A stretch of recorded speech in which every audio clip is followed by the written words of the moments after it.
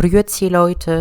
Aujourd'hui, Heidi grandit, la suite de Heidi, un des livres les plus connus de la littérature suisse, écrit par Johanna Spüri, va vous être conté par Florent Bonnet, lecteur du site littérature-audio.com. Je vous souhaite une très bonne écoute.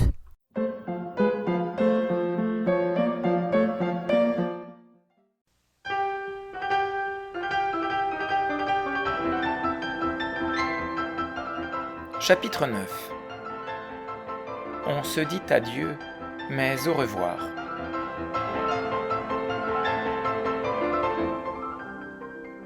La veille du jour où elle devait monter, la grand-maman avait encore écrit pour qu'on fût bien sûr au chalet qu'elle arrivait. Ce fut Pierre qui apporta la lettre de grand matin en se rendant au pâturage. Le grand-père et les deux fillettes étaient déjà dehors. Blanchette et Brunette attendaient aussi devant le chalet et secouaient gaiement leur tête à l'air matinal pendant que les enfants les caressaient en leur souhaitant bon voyage pour leur ascension. Le vieux, debout près d'elle, regardait tantôt ses jolies chèvres aux poils nets et luisants, tantôt les frais visages penchés sur elle. Les uns et les autres devaient lui plaire, car il souriait d'un air satisfait. À ce moment, Pierre apparut. En apercevant le groupe réuni devant le chalet, il s'avança lentement, tendit la lettre au vieux, et dès que celui-ci l'eut entre les mains, il recula d'un air tout effarouché, et tourna vivement la tête comme s'il avait eu peur de quelque chose derrière lui. Puis d'un bond, il s'éloigna du côté du pâturage. « Grand-père, » demanda alors Heidi, qui avait suivi cette scène avec étonnement, « pourquoi Pierre fait-il toujours maintenant comme le grand Turc quand il aperçoit le fouet derrière lui? Il commence par reculer, puis il secoue la tête de tous les côtés, et tout à coup il se met à faire de grands sauts en l'air. » « Peut-être que Pierre aperçoit aussi derrière lui le fouet qu'il mérite, » répondit le grand-père. Pierre gravit ainsi, d'un seul trait, toute la première pente, mais dès qu'on ne put plus l'apercevoir d'en bas, il changea d'allure. Il s'arrêtait à chaque instant, tournait la tête de tous les côtés d'un air craintif. Puis tout à coup, il faisait un grand saut et regardait derrière lui aussi effrayé que si quelqu'un l'eût saisi au collet. Derrière chaque buisson, derrière chaque haie, Pierre s'attendait maintenant à voir surgir l'agent de police de Francfort, tout prêt à lui sauter dessus. Plus cette tension d'esprit durait, plus sa terreur augmentait. Heidi, cependant, songea à mettre le chalet en ordre, afin que toutes choses fussent bien à leur place quand la grand-maman arriverait. Clara trouvait très amusant de voir l'activité de Heidi, allant et venant dans tous les coins et recoins, et elle avait toujours un plaisir tout particulier à la regarder faire. Ainsi occupés, les enfants virent s'écouler sans s'en apercevoir les premières heures de la matinée, et le moment fut bientôt venu où l'on pouvait attendre l'arrivée de la grand-maman. Clara et Heidi, toutes prêtes à la recevoir, sortirent alors et s'installèrent sur le banc devant le chalet, dans l'attente des événements. Le grand-père arriva aussi. Il avait fait une tournée dans les environs et rapportait un gros bouquet de gentianes bleu foncé, si richement colorés aux rayons du soleil matinal qu'à leur vue les enfants poussèrent des exclamations de joie. De temps en temps, Heidi quittait sa place en courant pour examiner le sentier et voir si l'on n'apercevait pas encore le cortège de la grand-maman. Enfin, il apparut, gravissant lentement la montagne dans l'ordre que Heidi avait prévu. Devant marchait le guide, puis venait le cheval blanc monté par madame Sesemann. Enfin derrière, le porteur avec sa grande hotte, car la grand-maman tenait décidément à ne pas s'aventurer sur l'Alpe sans avoir bien pris toutes ses précautions. Les voyageurs s'approchaient peu à peu. Enfin, ils atteignirent le sommet. La grand-maman aperçut les enfants du haut de son cheval. « Qu'est-ce que cela signifie? Que vois-je, Clara? Tu n'es pas dans ton fauteuil ?» s'écria-t-elle, tout effrayée, en mettant pied à terre aussi vite que possible. Mais elle avait à peine fait quelques pas qu'elle joignit les mains en disant avec émotion: « Ma petite Clara, est-ce bien toi que je vois? Tu as des joues roses et toutes rondes, mon enfant. Je ne te reconnais plus. » Et elle voulut se précipiter vers Clara. En un clin d'œil, Heidi avait glissé du banc. Clara s'était vite appuyée sur son épaule. Et voilà les deux enfants qui se mettent tout tranquillement en route, comme pour faire une petite promenade. La grand-maman s'arrêta court, saisie de frayeur, et croyant pour le coup que Heidi entreprenait quelque grande extravagance. Mais quel spectacle sous ses yeux! Clara, droite et ferme sur ses pieds, cheminait côte à côte avec Heidi, et toutes deux avaient des visages rayonnants et des joues roses. Alors la grand-maman accourut précipitamment au-devant d'elle. Riant et pleurant à la fois, elle serra Clara dans ses bras, puis Heidi, puis de nouveau Clara, suffoquée par la joie et ne trouvant pas de paroles pour exprimer ce qu'elle sentait. Tout à coup ses regards tombèrent sur le vieux de l'Alpe qui, debout, à côté du banc, les contemplait toutes trois avec un sourire de satisfaction. Glissant alors le bras de Clara sous le sien, elle s'avança vers le banc en poussant de continuelles exclamations de ravissement à l'idée de pouvoir ainsi marcher avec l'enfant à ses côtés. Puis abandonnant le bras de Clara, elle saisit avec force les deux mains du vieillard. « Mon cher grand-père, mon cher grand-père, que ne vous devons-nous pas? C'est votre ouvrage, ce sont vos attentions, vos soins, et le soleil du bon Dieu, et l'air de l'Alpe, interrompit le vieux avec un sourire. Oui, et aussi le bon lait de Blanchette, s'écria à son tour Clara. Grand-maman, si tu savais comme je bois le lait de chèvre et comme il est délicieux. En effet, je le vois bien à tes joues, ma petite Clara, répondit la grand-maman en riant. Non, en vérité, c'est à ne pas te reconnaître. Te voilà devenue grasse et ronde, comme je ne me serais jamais attendue à te voir. Et comme tu as grandi, Clara, est-ce possible? Je ne peux pas me lasser de te regarder. Mais à présent, je vais télégraphier sur-le-champ à mon fils, à Paris, qu'il vienne tout de suite, sans lui dire pourquoi. Ce sera la plus grande joie de sa vie. Mon cher grand-père, comment allons-nous envoyer cette dépêche? Vous avez sans doute congédié les hommes. Ils sont repartis, répondit-il. Mais si madame la grand-maman est pressée, nous ferons descendre le chevrier, il a le temps. Madame Sesemann, ayant insisté pour envoyer sans tarder un télégramme à son fils qu'elle ne voulait pas priver un jour de trop du bonheur qui l'attendait, le grand-père s'avança un peu à l'écart et fit entendre entre ses doigts un coup de sifflet si perçant qu'il alla réveiller l'écho jusque tout en haut dans les grands rochers. Peu de temps après, Pierre, qui connaissait bien ce signal, arriva en courant et tout pâle de terreur. Il pensait que le vieux l'appelait pour le faire comparaître, mais on lui remit simplement un papier sur lequel la grand-maman avait tracé quelques lignes. Le grand-père lui expliqua qu'il n'avait qu'à descendre à Drfli et remettre ce papier à la poste et dire que le vieux lui-même s'acquitterait du paiement, car on ne pouvait pas charger Pierre de tant de choses à la fois. Il s'éloigna donc, son papier à la main, fort soulagé pour le quart d'heure de ce que le grand-père ne l'avait pas fait comparaître et de ce qu'aucun agent de police n'était arrivé de Francfort. Quand il fut parti, on put s'asseoir tranquillement autour de la table devant le chalet, et madame Sesemann se fit raconter tout ce qui s'était passé depuis le commencement.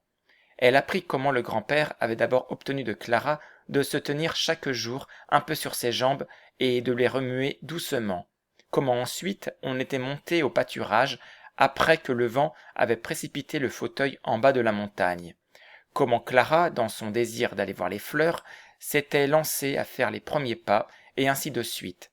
Ce récit des enfants dura longtemps, car la grand-maman les interrompait à chaque instant par des exclamations de surprise et des actions de grâce, et ne cessait de s'écrier. « Mais est-ce bien possible?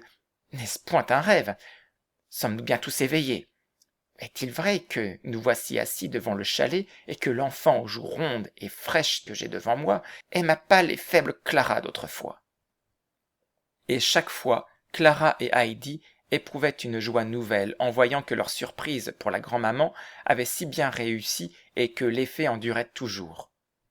M. Sesemann, cependant, ayant terminé ses affaires à Paris, avait aussi de son côté voulu ménager une surprise à Clara. Un beau matin, sans avoir écrit un mot à sa mère, il avait pris le train pour venir coucher à Bâle, et dès le lendemain de bonne heure, il était reparti, rempli d'un immense désir d'aller retrouver sa fille dont il avait été séparé tout l'été. Il arriva à Ragaz quelques heures après le départ de sa mère, et fut très réjoui d'apprendre qu'elle était précisément montée au chalet ce jour-là. Il prit aussitôt une voiture qui les mena d'abord à Mayenfeld. Là, ayant appris que l'on pouvait monter en char à Drfli, il se fit conduire jusqu'au hameau, pensant bien que l'ascension à pied serait toujours suffisamment longue pour lui. M. Sesemann ne se trompait pas. Cette montée continue le fatigua bien vite, et le chemin lui parut bien long. Il n'avait pas encore aperçu le moindre chalet, et pourtant il savait par des descriptions de Heidi qu'à mi-hauteur il devait rencontrer la cabane de Pierre le chevrier. On voyait partout des traces de piétons, et à certains endroits ces petits chemins se croisaient dans toutes les directions.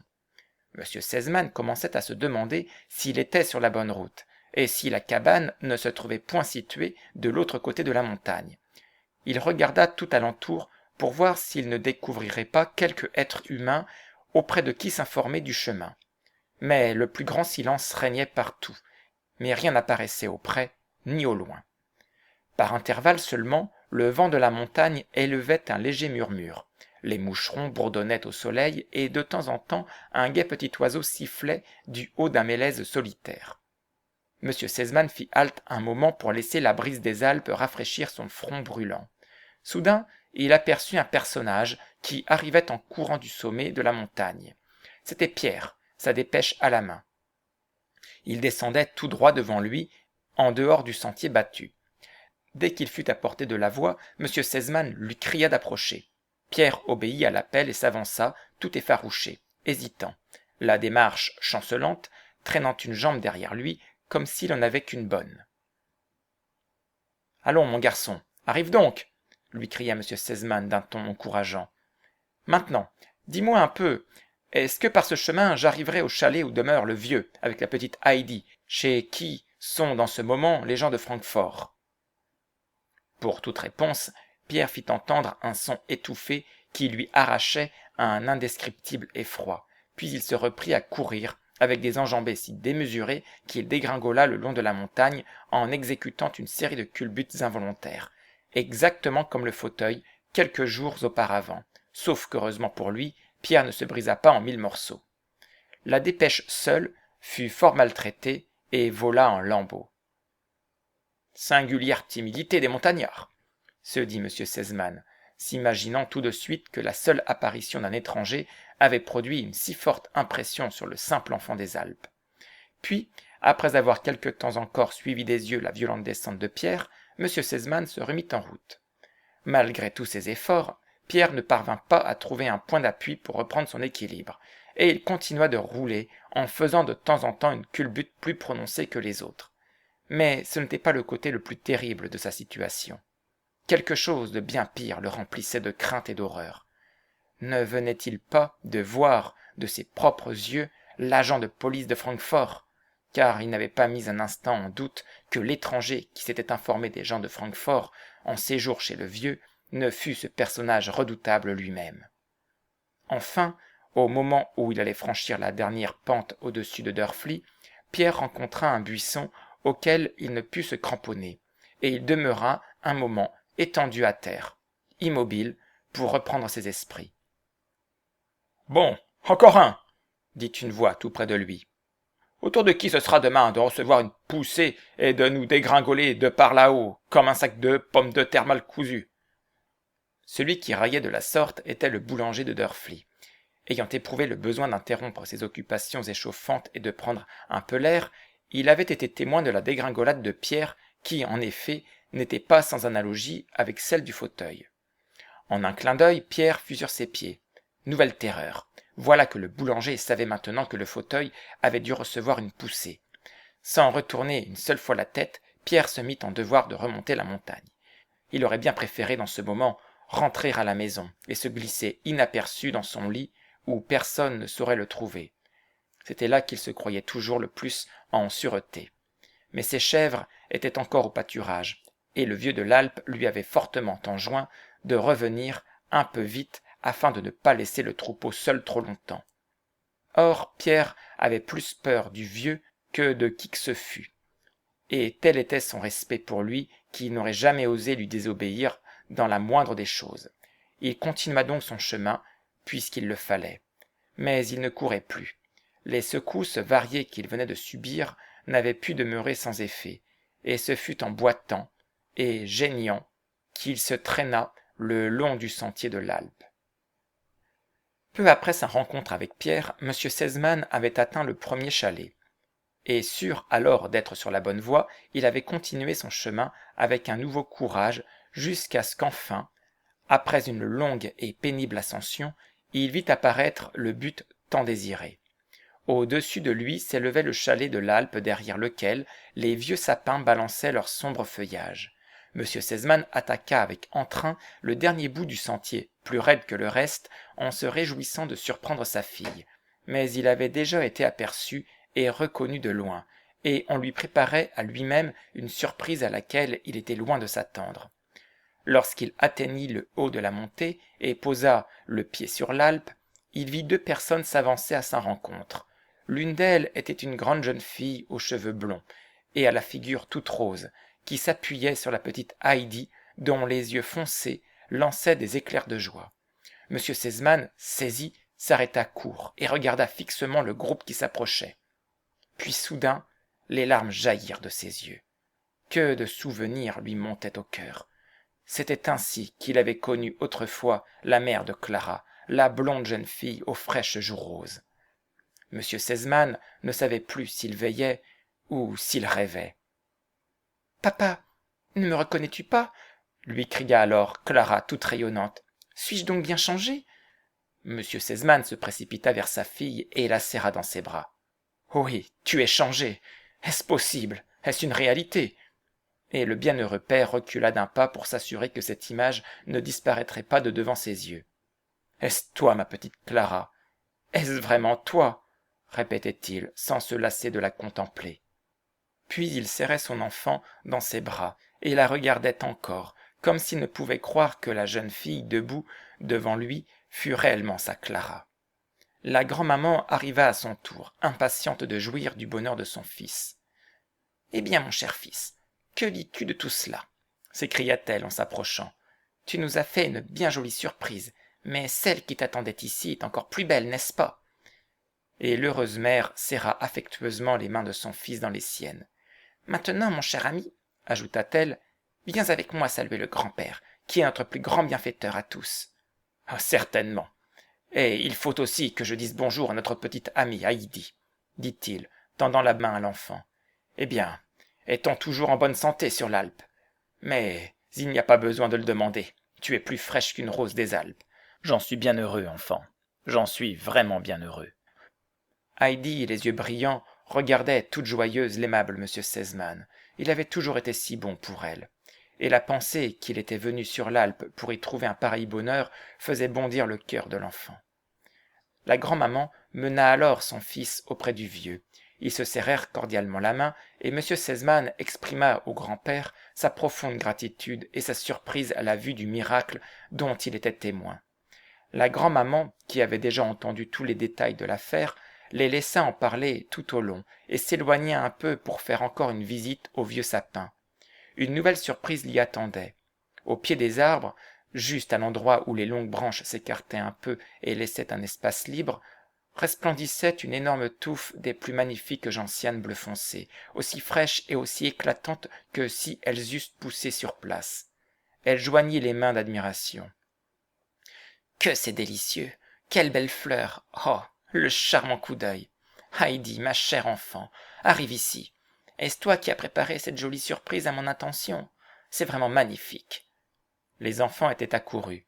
« Non, non, ce n'est pas moi, » dit Heidi. « Mais je sais bien qui l'a fait. »« C'est tout à fait comme au pâturage, grand-maman, sauf que c'est encore plus beau là-haut, » dit Clara à son tour. « Devine qui est monté le matin pour te chercher ces fleurs. » Et Clara souriait d'un air si réjoui que la grand-maman se demanda un instant si après tout, ce ne serait point l'enfant elle-même qui était allée jusque-là.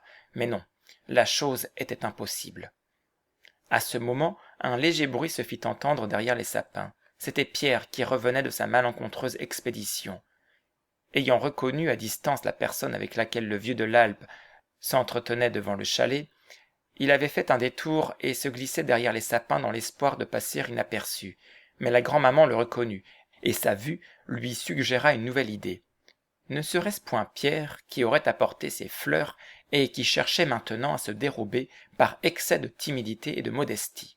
Dans ce cas, il méritait certainement une petite récompense, et il ne fallait pas le laisser échapper. « Viens vers moi, mon garçon, approche, n'aie pas peur, » lui cria madame Sesemann, en avançant la tête entre les sapins. Pierre s'arrêta. pétrifié d'horreur. Après tout ce qui s'était déjà passé, il n'avait plus aucune force de résistance. Il ne sentait distinctement qu'une chose. À présent, tout est découvert. Ses cheveux se dressaient sur sa tête, et, pâle de terreur, il sortit lentement de derrière les arbres. « Avance donc sans détour, » lui disait la grand-maman pour l'encourager. « À présent, mon garçon, dis-moi un peu, est-ce toi qui as fait cela ?» Pierre ne leva pas les yeux et ne vit pas ce que madame Sesemann lui désignait du doigt. Il venait d'apercevoir, au coin du chalet, le vieux de l'Alpe dont les yeux gris étaient fixés sur lui avec un regard perçant, et à ses côtés l'objet de sa plus grande terreur, l'agent de police de Francfort. Tremblant de tous ses membres, il fit entendre une sorte de oui étouffé. « Eh bien, qu'y a-t-il de si terrible ?» dit la grand-maman. « C'est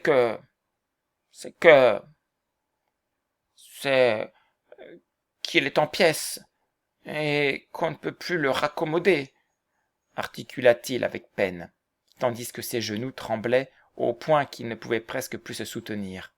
La grand-maman s'avança alors vers l'angle du chalet. « Mon cher grand-père, ce pauvre garçon a donc décidément le cerveau un peu dérangé ?» demanda-t-elle pleine de compassion. « Pas du tout, » répondit le vieux de l'Alpe. « Seulement ce garnement n'est autre que le coup de vent qui a chassé le fauteuil, et il s'attend à recevoir la punition qu'il a bien méritée. » Madame Sesemann ne voulait pas le croire. Elle ne lui trouvait pas l'air méchant et ne comprenait pas quelle raison il aurait pu avoir pour détruire le fauteuil si indispensable à Clara. Mais l'aveu inarticulé du chevrier n'avait été pour le vieux que la confirmation d'un soupçon qu'il avait eu dès le premier moment après l'accident du fauteuil. Les regards courroucés que Pierre avait toujours jetés à Clara et d'autres preuves de son animosité envers les hôtes de l'Alpe n'avaient point échappé au vieux. En rapprochant les faits, il en était venu à la conclusion qu'il venait de communiquer à la grand-maman, et qu'il lui expliqua ensuite en détail. Dès qu'il eut achevé, madame Sesemann prit la parole avec la plus grande vivacité. « Non, non, mon cher grand-père, nous ne punirons pas davantage ce pauvre garçon. Il faut être juste. Voilà des étrangers qui tombent un beau jour sur l'Alpe, qui le privent pendant des semaines de Heidi, son plus grand bien, un précieux bien en vérité, et lui, resté seul, n'a que la vue de ce qui se passe jour après jour. Non, non, soyons justes, je vous dis. La colère l'a saisi et l'a entraîné à une vengeance un peu absurde, il est vrai. Mais la colère ne nous ôte-t-elle pas toujours la raison ?» En disant ces mots, la grand-maman retourna auprès de Pierre, toujours immobile et frissonnant de terreur. Elle s'assit sur le banc au pied des sapins et lui parla d'un ton amical. « Allons, mon garçon, viens ici devant moi. J'ai quelque chose à te dire. Cesse de trembler et d'avoir peur. Et écoute-moi, je le veux absolument. Tu as précipité le fauteuil en bas de la montagne pour qu'il fût mis en pièces. C'était une mauvaise action, tu le savais bien, et tu savais aussi que tu méritais une punition. Et pour éviter cette punition, tu as dû te donner toute la peine du monde pour que personne ne s'aperçût de ce que tu avais fait. Mais vois-tu, celui qui fait le mal et qui croit que personne ne le sait se trompe tout à fait. Le bon Dieu, lui, voit et entend tout, et quand il s'aperçoit que quelqu'un cherche à cacher une mauvaise action, il réveille dans son cœur la petite sentinelle qu'il a mise là dès sa naissance, et qui dort jusqu'au jour où cet homme fait le mal. La petite sentinelle a à la main un aiguillon, avec lequel elle pique sans cesse le cœur de celui qui a mal fait, et il n'a plus un instant de paix. Sa voix aussi tourmente le méchant en lui répétant toujours et toujours « On va le découvrir, tu vas être puni !» Et le méchant vit ainsi dans la crainte et l'angoisse, et il ne peut plus jamais être joyeux, plus jamais. N'est-ce pas ce qui t'est arrivé cette fois, Pierre ? Pierre, écrasé par ces paroles, fit un signe affirmatif, mais de l'air d'un connaisseur, car c'était exactement comme cela que les choses s'étaient passées pour lui. « Et puis, tu t'es trompé dans tes calculs d'une autre manière encore, » continua la grand-maman. « Vois comme le mal que tu as fait s'est changé en bien pour celle à qui tu voulais nuire. C'est parce que Clara n'avait plus de fauteuil et voulait cependant voir les belles fleurs qu'elle a fait l'effort nécessaire pour marcher, qu'elle y est parvenue et qu'elle va mieux de jour en jour. Et si elle reste ici, elle pourra finir par monter chaque jour au pâturage, donc bien plus souvent qu'elle n'aurait pu le faire dans son fauteuil. Vois-tu comme tu t'es trompé, Pierre. C'est ainsi que le bon Dieu peut prendre en main la mauvaise action de l'un et la changer en bien pour l'autre, à qui elle devait nuire. Et alors, le méchant seul emporte toute la peine. As-tu bien compris tout cela, Pierre? Eh bien, pense-y maintenant, et chaque fois que tu auras la tentation de faire quelque chose de mal, songe à la petite sentinelle que tu as là, dans le cœur, avec un aiguillon pointu et sa voix désagréable. Veux-tu faire cela et ne pas l'oublier? Oui, je veux, répondit Pierre, toujours fort abattu, car il ne savait pas encore comment tout cela finirait, l'agent de police étant toujours là, à côté du vieux. Eh bien bon, c'est une affaire entendue, conclut la grand-maman, mais je veux que tu aies un souvenir des gens de Francfort, quelque chose qui te fasse plaisir. Dis-moi, mon garçon, n'as-tu jamais rien désiré? Qu'aimerais-tu avoir, voyons? Pierre releva la tête et fixa sur la grand-maman le regard stupéfait de ses grands yeux ronds. Jusque-là, il s'était attendu à quelque chose de terrible, et au lieu de cela, voilà qu'il allait recevoir la chose qu'il aimerait le mieux.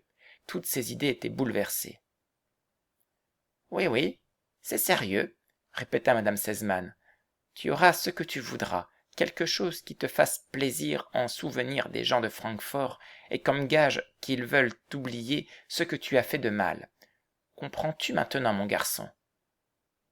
Peu à peu, en effet, cette pensée se fit jour dans l'esprit de Pierre, et il commença à saisir qu'il n'avait plus aucune punition à redouter, et que cette bonne dame assise devant lui l'avait sauvé des mains de l'agent de police.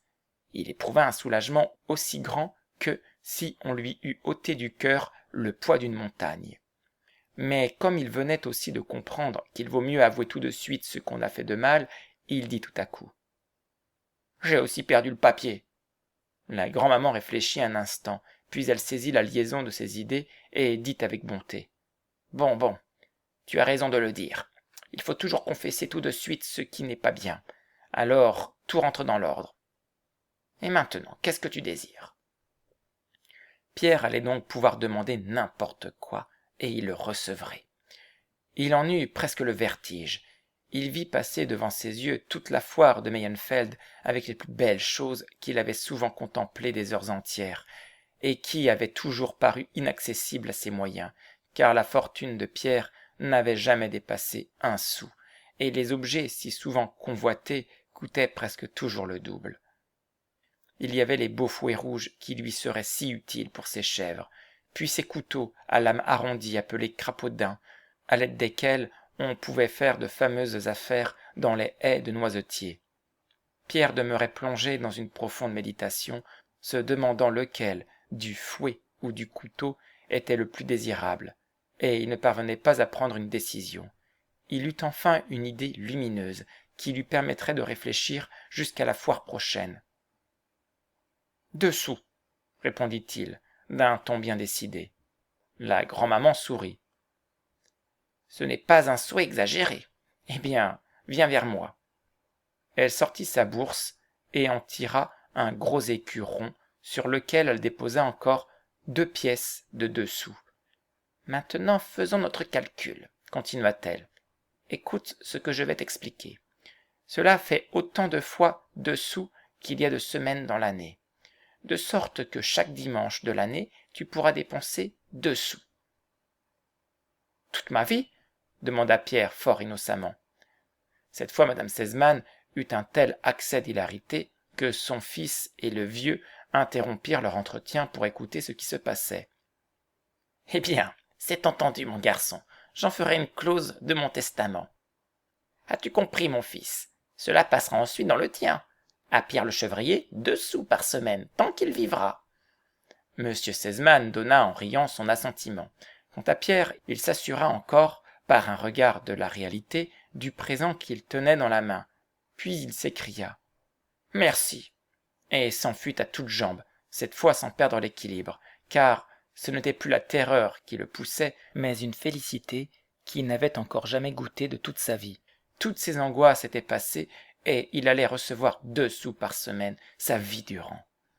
Plus tard, lorsque la société réunie devant le chalet de l'Alpe eut terminé le joyeux dîner et que la causerie générale se prolongeait sur toutes sortes de sujets, Clara saisit la main de son père, qui était de plus en plus rayonnant, et lui dit avec une animation toute nouvelle chez elle. « Oh papa, si tu savais tout ce que le grand-père a fait pour moi, tellement qu'on ne peut pas le raconter, mais je ne l'oublierai jamais. Je pense toujours à ce que je pourrais donner au bon grand-père pour lui faire bien plaisir, quand ce ne serait que la moitié autant qu'il m'en a procuré. » « C'est aussi mon plus grand désir, cher enfant, » répondit le père. « J'ai déjà bien réfléchi à ce que nous pourrions faire pour exprimer en quelque mesure notre gratitude à notre bienfaiteur. » M. Sesemann, s'étant levé, s'avança vers le vieux, qui était assis à côté de la grand-maman avec laquelle il s'entretenait. Il se leva à son tour. M. Sesemann lui saisit la main et lui dit de la manière la plus affectueuse. « Mon cher ami, écoutez-moi. J'ai 2 mots à échanger avec vous. Vous me comprendrez si je vous dis que depuis des années, je n'avais plus goûté une seule vraie joie. Qu'étaient pour moi tous mes biens et tout mon argent en face de ma pauvre enfant qu'aucune richesse ne pouvait guérir et rendre heureuse. Après Dieu, c'est vous qui avez rendu à mon enfant la santé et une nouvelle vie pour elle et pour moi. Maintenant, dites-moi comment puis-je vous témoigner ma reconnaissance. Vous rendre tout ce que vous avez fait pour nous, c'est impossible, mais tout ce qui est en mon pouvoir est à votre disposition. Parlez, mon ami, que puis-je faire ?» Le vieux avait écouté sans mot dire en regardant l'heureux père avec un sourire de satisfaction. « Monsieur Sesemann peut bien penser que j'ai aussi ma part de la joie que cette guérison sur notre Alpe lui procure. Elle compense bien ma peine, » dit le vieux avec sa fermeté habituelle. « Je remercie monsieur Sesemann de ses offres bienveillantes, mais je n'ai besoin de rien. Tant que je vivrai, j'aurai assez pour l'enfant et pour moi. Mais j'ai un désir, et s'il pouvait m'être accordé, il ne me resterait plus aucun souci pour cette vie. »« Parlez, parlez, mon cher ami, » dit M. Sesemann d'un ton pressant. « Je suis vieux, » continua le grand-père, « et je ne resterai plus longtemps ici. Quand je partirai, je n'ai rien à laisser à l'enfant.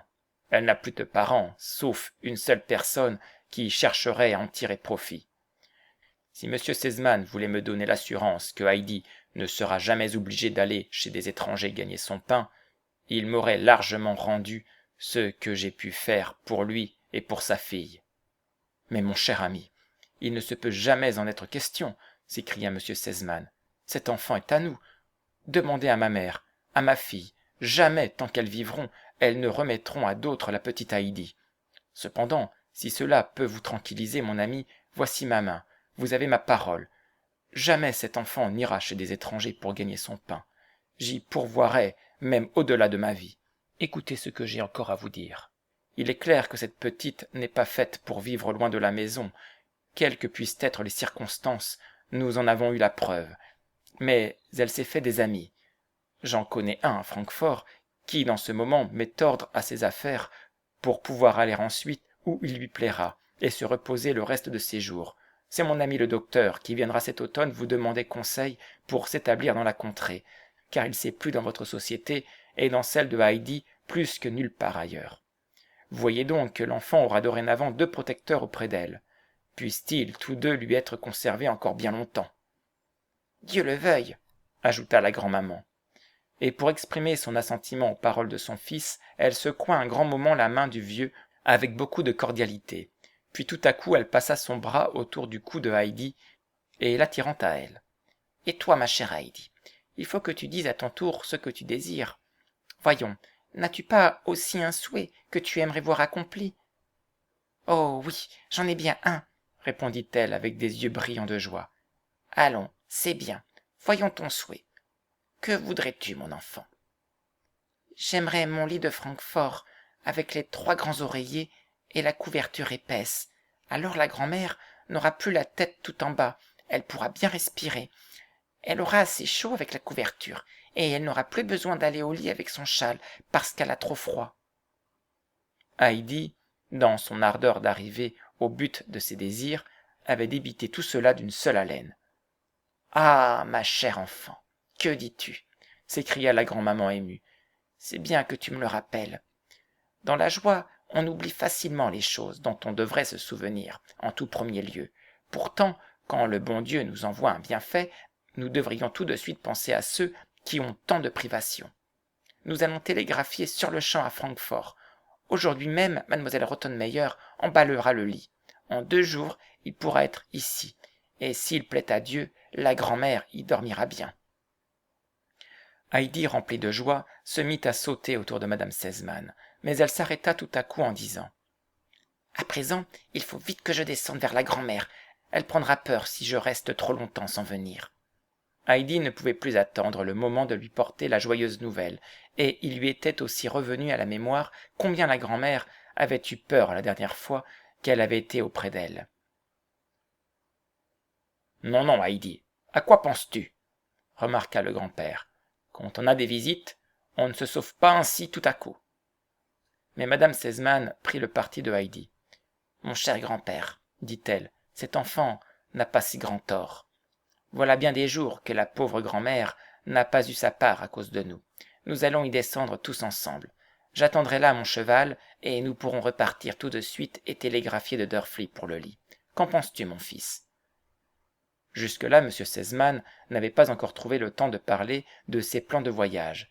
Il pria donc sa mère de s'asseoir un moment et d'attendre pour exécuter son projet, qui eût exprimé ses propres intentions.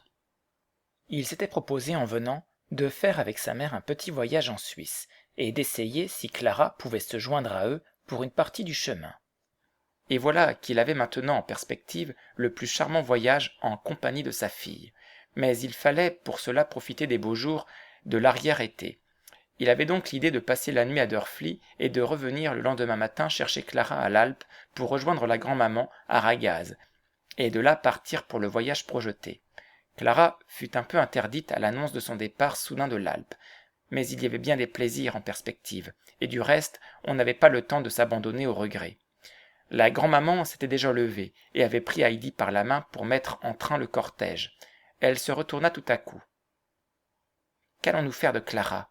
s'écria-t-elle tout effrayée, en s'avisant tout à coup que la descente serait beaucoup trop longue pour elle. Mais le vieux avait déjà, comme d'habitude, pris sur son bras sa petite malade, et il suivit d'un pas ferme la grand-maman, qui fit, en les voyant, des signes d'approbation. Derrière venait M. Sesemann, et le cortège se mit en devoir de descendre la montagne. Heidi ne cessait de gambader à côté de la grand-maman, et celle-ci lui posait toutes sortes de questions sur la grand-mère, désirant savoir comment elle vivait, comment les choses allaient chez elle, surtout en hiver, par le grand froid de la montagne. Heidi la renseigna exactement sur tous les points, car elle savait bien ce qu'il en était. Elle lui raconta comme quoi la grand-mère tremblait de froid dans son coin où elle se tenait toute pelotonnée, et lui dit ce qu'elle avait, et surtout ce qu'elle n'avait pas à manger. Madame Sesemann écoutait avec le plus vif intérêt ce que lui rapportait l'enfant, et tout en dévisant de la sorte, elles atteignirent la hutte du chevrier. Brigitte était justement occupée à suspendre au soleil la seconde chemise de Pierre, afin qu'il pût la mettre dès que l'autre aurait été à ses portées. Elle aperçut la société qui s'approchait et se précipita dans la chambre. « À présent, voilà que tout part, mère, dit-elle. C'est comme une procession. Le vieux les accompagne, il porte la malade. »« Hélas, est-ce bien vrai ?» soupira la grand-mère. « Ainsi donc, ils emmènent Heidi. Tu l'as vu ? Si seulement elle osait venir me toucher la main, si je pouvais l'entendre, encore une fois. » À ce moment, la porte s'ouvrit avec fracas, et en 3 bonds, Heidi fut auprès de la grand-mère qu'elle serra dans ses bras. « Grand-mère, grand-mère, mon lit vient de Francfort, et les 3 oreillers, et la grosse couverture. Il sera là dans 2 jours, c'est la grand-maman qui l'a dit. » Heidi ne pouvait assez vite faire son rapport dans l'attente de la joie immense qu'allait éprouver la grand-mère. Celle-ci sourit, mais dit avec une ombre de tristesse. « Ah, quelle bonne dame elle doit être. Je devrais me réjouir qu'elle t'emmène, Heidi, mais je n'y survivrai pas longtemps. »« Quoi donc, qui a dit à la bonne grand-mère quelque chose de pareil ?» demanda tout près de la vieille une voix amicale, tandis que sa main était serrée avec cordialité par madame Sesemann, qui venait d'entrer et avait tout entendu. « Non, non, il n'est pas question de cela. Heidi restera auprès de la grand-mère et continuera de faire sa joie. Nous voulons aussi revoir la petite, mais c'est nous qui viendrons vers elle. Nous monterons chaque année à l'Alpe, car nous avons des raisons pour renouveler chaque année en ce lieu nos actions de grâce à Dieu, qui a fait un si grand miracle pour notre enfant. » Mais alors une véritable lueur se répandit sur le visage de la bonne vieille, qui exprima sa muette gratitude en serrant à plusieurs reprises la main de madame Sesemann, tandis que 2 larmes de bonheur coulaient le long de ses vieilles joues. Heidi avait tout de suite remarqué le changement d'expression de la grand-mère, et sa joie fut alors complète. « Dis donc, grand-mère, dit-elle en se serrant contre elle, c'est arrivé comme je t'ai lu la dernière fois, n'est-ce pas? Le lit de Francfort sera bien sûr salutaire. » « Oh oui, Heidi, et encore tant de choses, tant de belles et bonnes choses que le bon Dieu fait pour moi, » répondit la grand-mère avec une profonde émotion. « Comment est-ce possible qu'il y ait de si bonnes gens qui s'inquiètent d'une pauvre vieille et qui lui fassent tant de bien? Rien ne fortifie davantage notre foi à un bon Père céleste qui n'oublie pas la plus chétive de ses créatures, que lorsqu'on voit qu'il y a des gens aussi pleins de bonté et de compassion pour une pauvre vieille femme inutile comme moi. »« Ma bonne grand-mère, répondit madame Sesemann, devant notre Seigneur qui est au ciel, nous sommes tous également misérables, et nous avons tous également besoin qu'il ne nous oublie pas. Et maintenant, nous allons vous dire adieu et au revoir, car l'année prochaine, dès que nous serons de retour à l'Alpe, nous viendrons visiter la grand-mère, que nous n'oublierons jamais. » En disant ces mots, madame Sesemann saisit encore une fois la main de la bonne vieille et la secoua cordialement. Mais elle ne s'en alla pas aussi vite qu'elle l'avait cru, car la grand-mère ne cessait de remercier et d'appeler sur sa bienfaitrice et sur toute sa maison les plus précieuses bénédictions du bon Dieu. Après quoi M. Sesemann et sa mère continuèrent leur descente du côté de la vallée, tandis que le vieux reprenait avec Clara le chemin du chalet, et que Heidi dansait autour d'eux à la perspective de ce qui allait arriver pour la grand-mère. Le matin suivant, Clara pleura à chaudes larmes, en disant adieu à la belle Alpe où elle avait été plus heureuse que jamais encore dans sa vie. Mais Heidi la consola en disant « Ce sera bientôt de nouveau l'été, et alors tu reviendras, et ce sera encore plus beau. Tu pourras marcher depuis le premier jour, et nous pourrons monter tous les matins au pâturage avec les chèvres pour voir les fleurs, et toutes les choses amusantes recommenceront. » Comme il en était convenu, M. Sesemann était monté chercher sa fille. Il était auprès du grand-père, auquel il avait encore différentes choses à dire. Clara essuya ses larmes, un peu consolée par les paroles de Heidi. « Tu diras encore adieu à Pierre de ma part, » reprit-elle, « et à toutes les chèvres, surtout à Blanchette. Oh, j'aimerais pouvoir faire un cadeau à Blanchette, elle a tant contribué à me guérir. »« Tu peux très bien lui en faire un, » répliqua Heidi. « Envoie-lui seulement un peu de sel. Tu sais comme elle aime à en lécher le soir dans la main du grand-père. » Le conseil plut à Clara. « Oh, alors je lui enverrai certainement de Francfort 100 livres de sel, » s'écria-t-elle joyeuse. « Il faut aussi qu'elle ait un souvenir de moi. » À ce moment, M. Sesemann fit un signe aux enfants, car il était temps de partir. Cette fois, le cheval blanc de la grand-maman était monté chercher Clara, qui, pouvant maintenant supporter cette monture, n'avait plus besoin de la chaise à porteur. Heidi s'avança jusqu'à l'extrême bord de l'Alpe, et fit de la main des signes à Clara, jusqu'à ce que cheval et Amazone eussent complètement disparu à ses yeux. Le lit est arrivé, et la grand-mère y dort si bien chaque nuit qu'elle prendra certainement de nouvelles forces. La bonne grand-maman n'a pas non plus oublié le rude hiver sur l'Alpe. Elle a envoyé à la hutte du chevrier un grand ballot contenant tant de vêtements chauds que la grand-mère pourra bien s'envelopper et ne restera plus dans son coin tremblante de froid. À Drfli, on est en train d'élever une grande construction. Le docteur est arrivé et a provisoirement repris son ancien logis. D'après les conseils de son ami, il a acheté le bâtiment dans lequel le vieux de l'Alpe et Heidi ont passé l'hiver et qui a déjà été une maison de maître, comme on peut le voir à la grande salle avec le beau poêle et les lambris artistiques. Le docteur fait réparer pour son usage cette partie de la maison. L'autre côté sera organisé pour servir de quartier d'hiver aux vieux et à l'enfant, car le docteur connaît le grand-père pour être un homme indépendant, auquel il faut laisser son propre logis. Par derrière, on élèvera une petite étable à chèvres bien murée et bien chaude où Blanchette et Brunette passeront confortablement la saison d'hiver.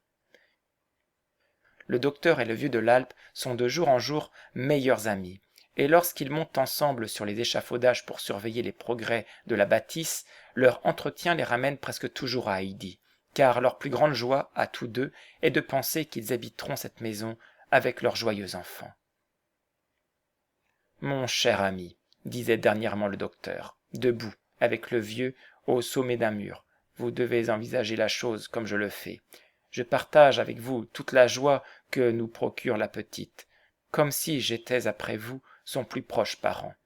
Je veux donc aussi partager les devoirs et pourvoir de mon mieux à son avenir. De cette manière, j'aurai aussi des droits sur notre Heidi, et je pourrai espérer qu'elle me soignera dans mes vieux jours et restera auprès de moi, ce qui est mon plus grand désir. Je transmettrai donc à Heidi tous les droits d'un enfant, et ainsi nous pourrons sans souci la laisser derrière nous quand nous devrons partir, vous et moi. » Le vieux serra longuement la main du docteur. Il ne dit pas un mot, mais son ami put lire dans ses yeux l'émotion et la joie profonde que ces paroles avaient causée. Pendant cette conversation, Heidi et Pierre étaient auprès de la grand-mère. L'une avait tant à raconter et l'autre tant à écouter qu'ils en perdaient presque haleine et se pressaient toujours plus autour de l'heureuse vieille. Heidi communiquait à celle-ci tout ce qui était arrivé durant l'été, puisqu'elle avait pu si peu descendre à la cabane du chevrier pendant ce temps. Des trois, on n'aurait pas pu dire lequel était le plus heureux, soit de leur nouvelle réunion, soit de tous les événements merveilleux qui s'étaient passés, mais le visage de Brigitte témoignait d'une joie si possible plus grande encore, car avec l'aide de Heidi, elle venait pour la première fois de débrouiller l'histoire des dessous perpétuels. Cependant, la grand-mère mit fin à toutes les causeries en disant « Heidi, lis-moi un cantique d'action de grâce. » « Il me semble que je ne pourrai plus faire autre chose que louer et bénir notre bon Dieu dans le ciel pour tout le bien qu'il nous a fait. »